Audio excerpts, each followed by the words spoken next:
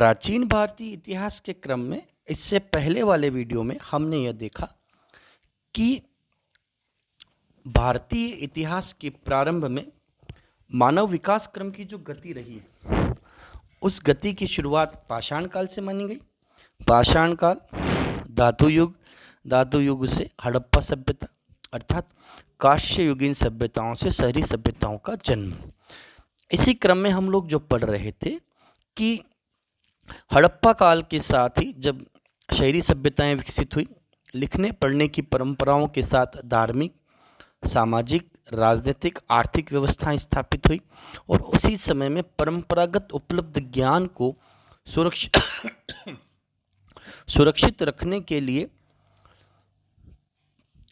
पुस्तकों के लिखने की परंपराएं प्रारंभ हुई और उसी क्रम में 1500 ईसा पूर्व से 1000 ईसा पूर्व के मध्य पूर्व वैदिक काल, जिसको ऋग्वैदिक काल भी कहा जाता है क्योंकि उसमें वेदों की सबसे पहली पुस्तक, सबसे प्राचीन पुस्तक, विश्व की सबसे महत्वपूर्ण पुस्तक ऋग्वेद लिखी गई, जिसको लिखे जाने में 500 वर्ष लगे।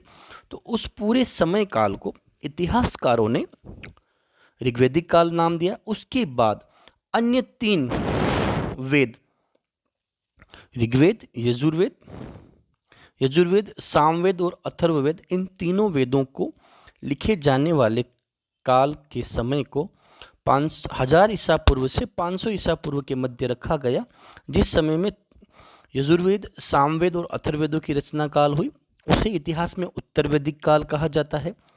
पूर्व वैदिक काल ऋग्वैदिक काल है और उत्तर वैदिक काल यजुर्वेद, सामवेद और अथर्ववेद को लिखे जाने वाला समय था। इस समय तक अगर हम तुलना करते हैं कि भारत की क्या स्थिति थी, तो महाजनपद काल अर्थात पूरा भारत भौगोलिक आधार पर छोटे छोटे जनपद अर्थात राज्यों में विभाजित हो चुका था, जिसे कहा जाता है विकास का दूसरा चरण, क्योंकि यहीं से राजवंशी परंपराएं प्रारंभ हुई, शासकों के इतिहास का कार्य प्रारंभ हुआ। इससे पहले की अगर हम बात करते हैं, प्रथम चरण वो सिंधु नदी के किनारे स्थित मानव सभ्यता का समय रहा था। दूसरा जो चरण था ऋग्वैदिक काल की समाप्ति के साथ महाजनपद काल का उदय, जो हमें ऐतिहासिक काल को दर्शाता है कि पुस्तकों के लिखने पढ़ने के साथ जो घटनाक्रम हो रहे थे। शहरों के निर्माण से आर्थिक, सामाजिक और राजनीतिक व्यवस्थाओं का जन्म हुआ। मानव सभ्यता और संस्कृति संगठित हो रही थी, तो धार्मिक विश्वास बढ़े, प्रकृति सम्मान बढ़ा, तो हमने उसको धर्म के अंतर्गत रखा। अर्थात सिंधु घाटी सभ्यता और नगरों की शुरुआत के साथ का जो प्रथम चरण था, वहां से भारतीय क्षेत्रों में सामाजिक, आर्थिक, धार्मिक और राजनीतिक कार्य प्रारंभ हो चुके थे और संगठित रूप से जो राजनीतिक कार्य हुए उनकी शुरुआत उत्तर वैदिक काल के समाप्ति के समय से प्रारंभ हुई, जब भारत में छोटे छोटे भौगोलिक क्षेत्र संगठित हो चुके थे, उन पर व्यक्तियों का नियंत्रण स्थापित हो चुका था। अर्थात कहने को यहाँ से एक दूसरा विकास कार्यकाल प्रारंभ हुआ। परंतु इसी क्रम में अगर हम बात करते हैं कि भौगोलिक पृष्ठभूमि का क्या योगदान रहा, जैसे हमने पहले भी बात की कि भारत में सभ्यताओं के विकास के साथ ही 3 प्रकार की भौगोलिक स्थितियां थी। जैसे भौगोलिक दृष्टि से हिमालय को पुनः 3 भागों में विभाजित किया गया। हिमालयी पर्वत श्रृंखलाएं जो हैं, जिसे पर्वत निर्माण प्रक्रियाओं के जो संकेत मिलते थे, भूवैज्ञानिक दृष्टि से बहुत ही प्राचीन नहीं है। भूविज्ञान के मध्य जीव महाकल्प के स्थान पर समुद्र के टेथित सागर के नाम से विख्यात था। गंगा का कछारी मैदान असम के ब्रह्मपुत्र घाटी से सिंधु में सिंधु नदी के डेल्टा तक फैला हुआ था। भूवैज्ञानिक दृष्टि से यह मैदान बहुत पुराने नहीं हैं और भू आकृति दृष्टि के से परस्पर काफ़ी मिलते जुलते हैं। भारतीय प्रायद्वीप भूपटल के स्थायी और वैज्ञानिक दृष्टि से अत्यंत प्राचीन भूखंड का प्रतिनिधित्व करता है, जिसमें कुछ सर्वाधिक प्राचीन शैल समूह शामिल है।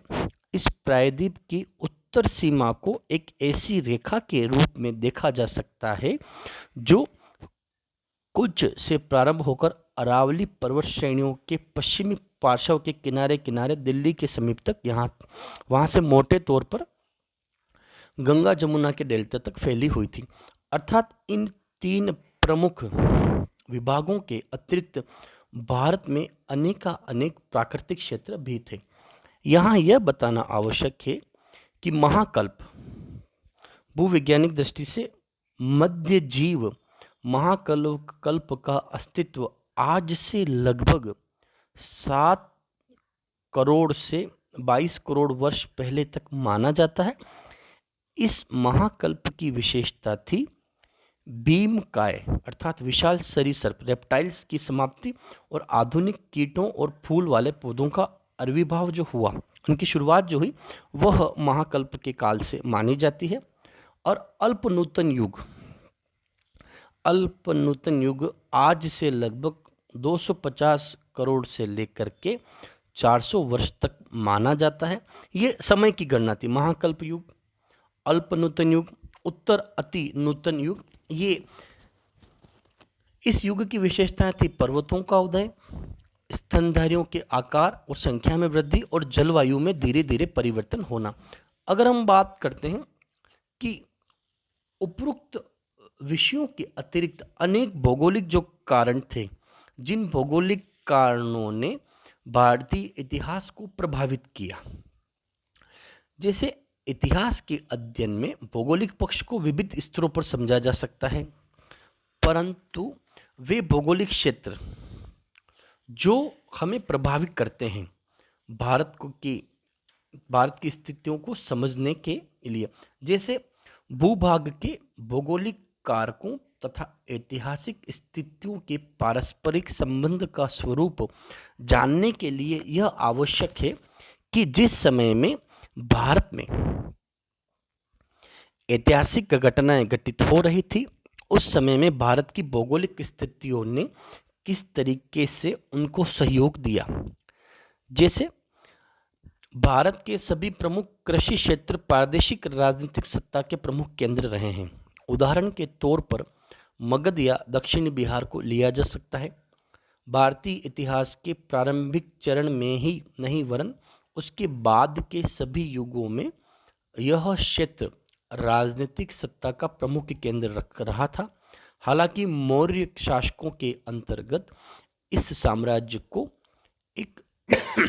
एक अखिल भारतीय स्वरूप प्राप्त हुआ, जैसा हमेशा ही रहा। दक्षिण में कावेरी डेल्टा चोल शक्ति का केंद्र था। वास्तव में दक्षिणी भारत के इतिहास में किसी भी चरण में कावेरी डेल्टा महत्वहीन नहीं रहा।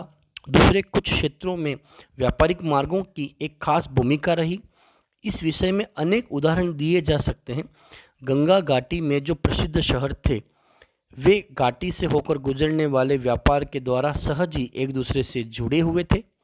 कौशाम्बी, इलाहाबाद के निकट आदि प्रमुख स्थान वस्तुतः उन अन्य महत्वपूर्ण स्थलों पर विकसित हुए थे जहां कई व्यापारिक मार्ग एक दूसरे से मिलते थे। आधुनिक इलाहाबाद की महत्ता पर एक नज़र बल डालने से यह बात समझ में आ जाएगी कि यदि हम मथुरा को ले तो पाएंगे कि वहाँ से आरंभ होकर यह मार्ग राजस्थान और पश्चिमी भारत की ओर जाया करता था तथा इन क्षेत्रों से अर्थात गंगा घाटी से उत्तर पश्चिमी और उसके भी पार जाने वाले विशाल राजमार्ग पर स्थित था। तक्षशिला क्षेत्र से एक मार्ग कश्मीर की ओर और वहाँ से मध्य एशिया की ओर जाता था। पूरे भारत में अनेक ऐतिहासिक स्थान व्यापारिक मार्गों के सहारे विकसित हुए। दक्षिणी समुद्री तट समुद्री व्यापार की दृष्टि से बड़ा ही उपयुक्त था। अनेक दक्षिणी समुद्र तटों में तटवर्ती क्षेत्रों में अनेक बंदरगाह विकसित हुए, जिससे दक्षिण का समुद्री संपर्क वस्तुतः दक्षिणी भारत के इतिहास के दौर में निरंतर कायम रहा। गुजरात के समुद्री तटों के इतिहास ने भारतीय इतिहास को सर्वाधिक प्रभावित किया। दक्षिणी भारतीय समुद्र तटों के इतिहास से घटनाक्रमों पर एक विशेष प्रभाव पड़ा, जिससे कि ये कहा जा सकता है कि भौगोलिक क्षेत्रों ने, तटीय क्षेत्रों ने, प्रायद्वीपीय क्षेत्रों ने भारत के प्राचीन भारतीय इतिहास को सर्वाधिक प्रभावित किया। जैसे कि प्रमुख संचार मार्ग जो थे, अगर हम बाह्य मार्गों की बात करें या आंतरिक मार्गों की बात करें, इन्होंने सांस्कृतिक और आर्थिक विविधता को एक महत्व प्रदान किया। और मानव प्रारूप क्या था, ह्यूमन टाइप्स क्या था, अगर इसकी बात की जाए तो भौतिक नृप वैज्ञानिकों ने भारतीय लोगों का जो वर्गीकरण किया है कि उसमें व्यापक विविधता देखने को मिलती है। जैसे ऐतिहासिक साहित्य में एक वर्गीकरण के जो प्रयास किए गए थे वो मुख्य रूप से 4 या 5 है। निग्रिटो, ऑस्ट्रेलाइट, मंगोल, भूमध्य सागरी और आग्य नॉर्डिक, प्रोटो नॉर्डिक जिसे कहा जाता है।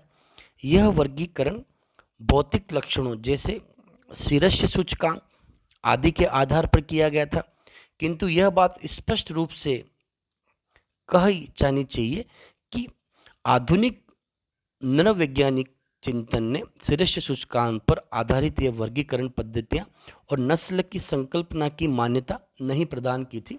किंतु हमें यह बात ध्यान में रखनी होगी कि भारतीय उपमहाद्वीप जैसे विशाल भूभाग में सांस्कृतिक और आर्थिक विविधता का होना सर्वथा स्वाभाविक है, क्योंकि इसमें कोई आश्चर्य की बात भी नहीं है, क्योंकि धर्म, लोक परंपरा, धार्मिक अनुष्ठानों आदि की अभिभूत कर देने वाली महत्ता को तो इतनी स्पष्ट है कि इस पर और अधिक जोर देना निरर्थक होगा।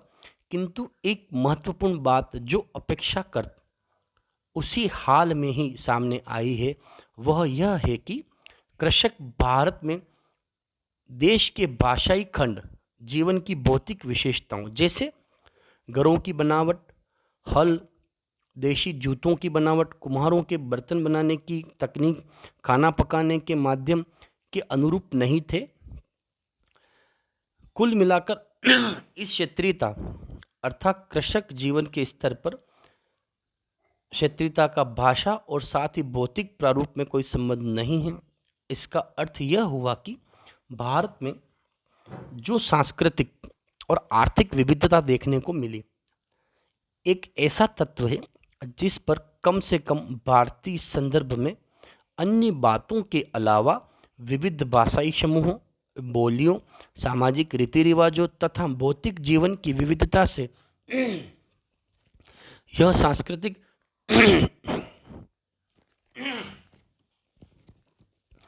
सांस्कृतिक विविधता स्पष्ट हो जाती है।